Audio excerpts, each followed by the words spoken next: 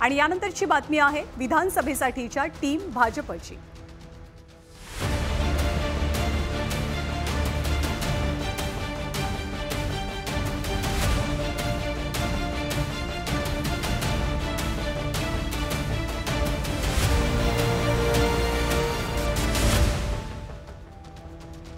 तर आगामी विधानसभेसाठी टीम भाजप सज्ज आहे।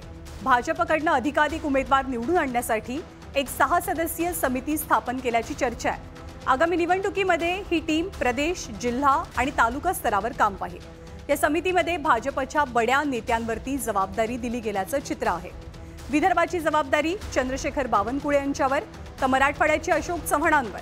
कोकण विभागाची जबाबदारी रवींद्र चव्हाण यांच्याकडे, पश्चिम महाराष्ट्राचे मुरलीधर मोहोळ यांच्याकडे।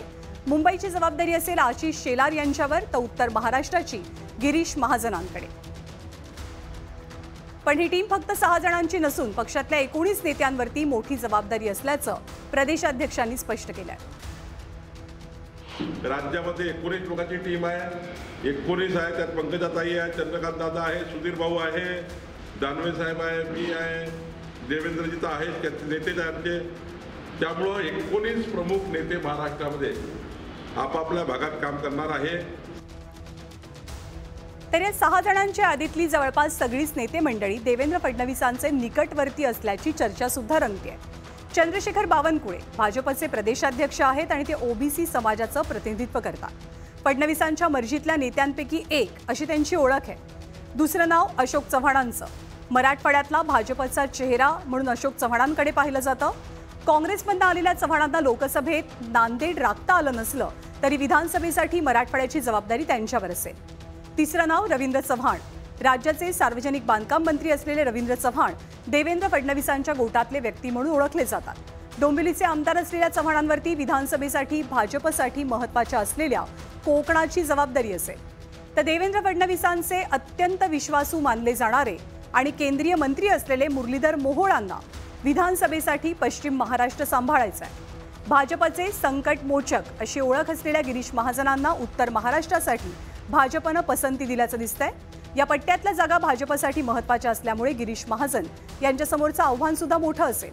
तर मुंबईची जबाबदारी आहे अमित शहांच्या मर्जीतले मानले जाणारे आशिष शेलार यांच्यावर। मुंबईत लोकसभेला बसलेला फटका भरून काढण्याचं आव्हान आशिष शेलार आणि टीम भाजपकडे असेल। आणि या प्रमुख नेत्यांसोबत आणखी काही नेत्यांची नियुक्ती विधानसभेला उत्तम कामगिरीसाठी करण्यात आल्याचं रावसाहेब दानवेंनी सांगितलंय। जाहीरनामा समिती जी आहे यामध्ये सुधीर भाऊ मुनगंटीवार आपल्या राज्याचे मंत्री आहेत। विशेष संपर्क समिती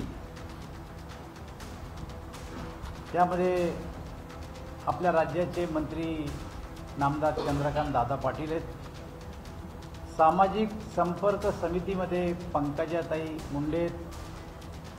महिला संपर्क समितीमध्ये आमच्या राष्ट्रीय सचिव विजयाताई रहाटकर आहेत। कृषी क्षेत्र समितीमध्ये आमचे राज्यसभेचे सदस्य अशोकराव चव्हाण आहेत। लाभार्थी संपर्क समितीमध्ये राधाकृष्ण विखे पाटील आहेत। युवा संपर्क समितीमध्ये आमच्या केंद्रीय राज्यमंत्री रक्षाताई खडसे आहेत। तर भाजपनं 2014 साली स्वतंत्रपणे निवडणूक लढवलेली। त्या निवडणुकीत भाजपनं 122 जागा जिंकल्या। तर 2019 साली भाजपची शिवसेनेसोबत युती होती। भाजपनं 2019 साली 105 जागांवर विजय मिळवला। यावेळी भाजप, शिवसेना आणि राष्ट्रवादी अशी युती आहे। म्हणजे 2024 साली अधिकाधिक जागा पदरात पाडून घेण्याचा भाजपचा प्रयत्न आहे। नवरात्रीमध्ये भाजपच्या पहिल्या 50 जागा जाहीर होण्याचा सुद्धा दाट अंदाज आहे। त्यामुळे लोकसभेत बसलेला फटका टीम भाजप आता विधानसभेला कसा भरून काढते हे पाहावं लागेल।